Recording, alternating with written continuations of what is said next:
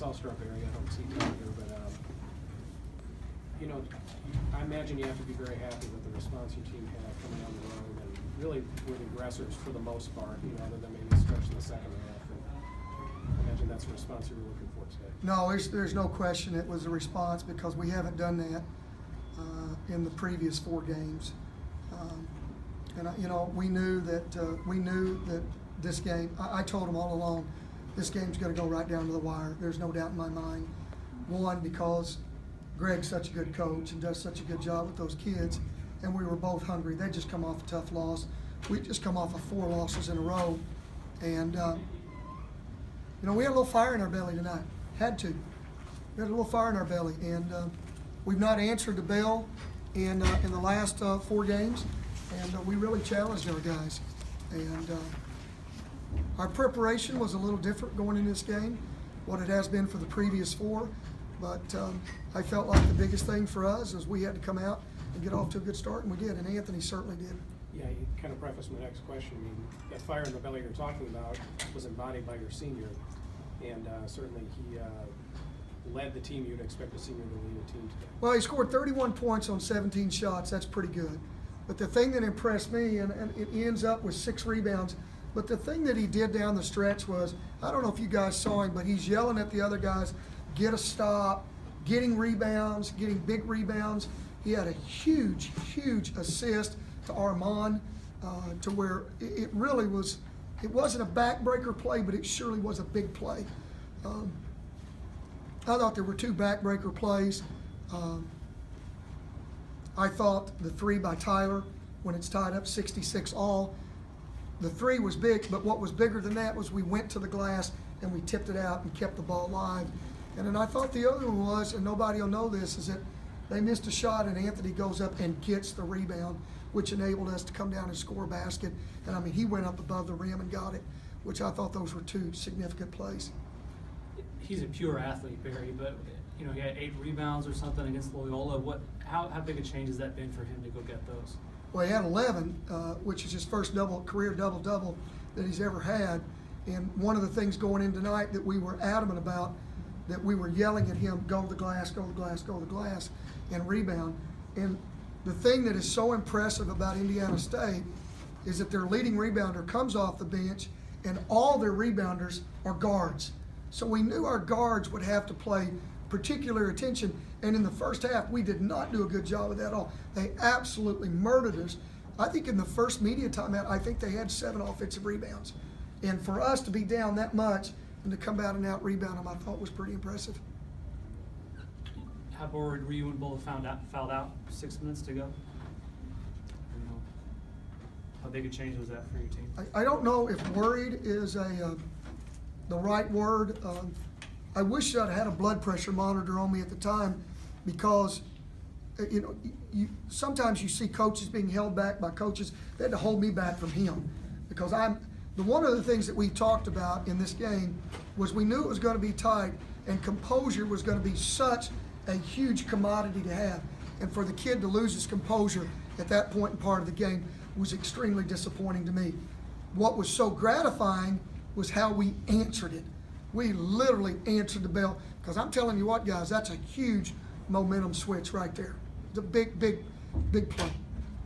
Very off the top of the game, I mean, Anthony's shots and others, you know, they're obvious, but he also forced a lot of turnovers, got a lot of points off of turnovers. And to me, you know, that was as much of a catalyst as anything, you know, just the whole well-rounded effort that you had right off the bat, you know, just to kind of reflect on that. Well, I'm going to talk about Anthony, because Anthony, the last time we played him, had 8 points, and we had 4 guys in double figures, and we still ended up winning, I think, double figures. And if you don't think that resonates with Anthony in his head, I mean, that's a big deal to him. Anthony does not like failure. Anthony is he's without question our hardest worker on our team.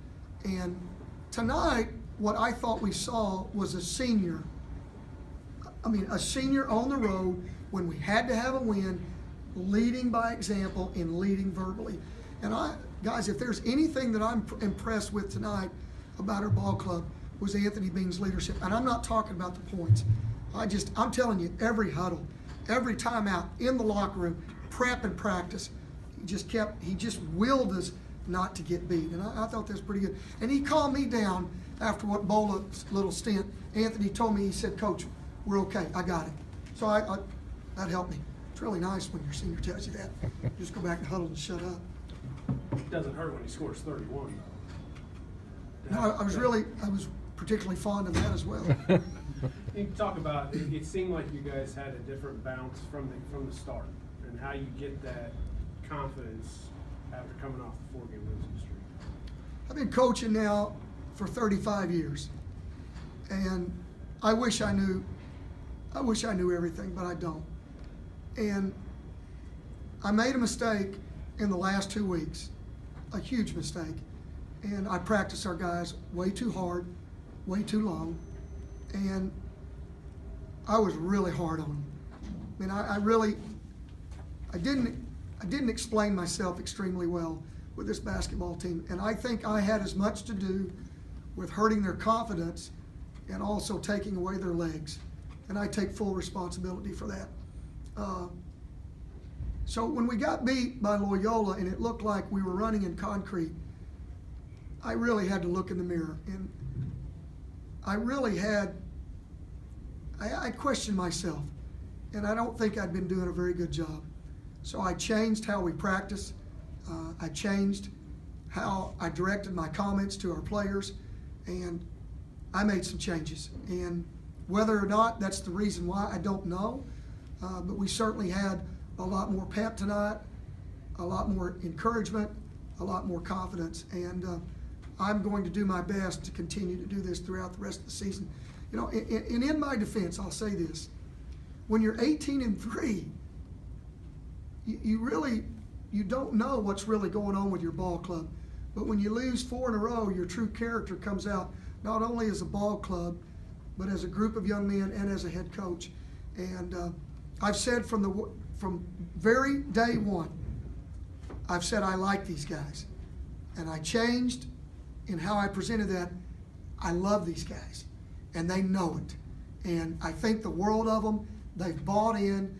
I enjoy going to practice every single day. I don't go to work. I get up every day and I go to have fun. And even during the 4-game losing streak, we had our guys. I really enjoyed being around them, and they answered a lot of questions tonight.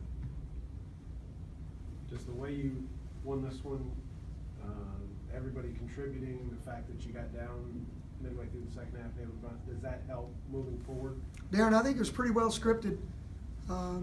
Get off to a good start, go through a run. We did at half, come out in the second half, get off to a decent start. Didn't get off to a decent one, but neither did they.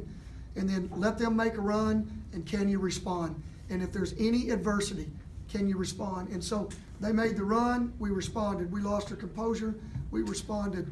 And I don't want it to go that way, but if you had to script it in order for a team to elevate and to get better, I don't think we could have scripted it any better. Okay, guys.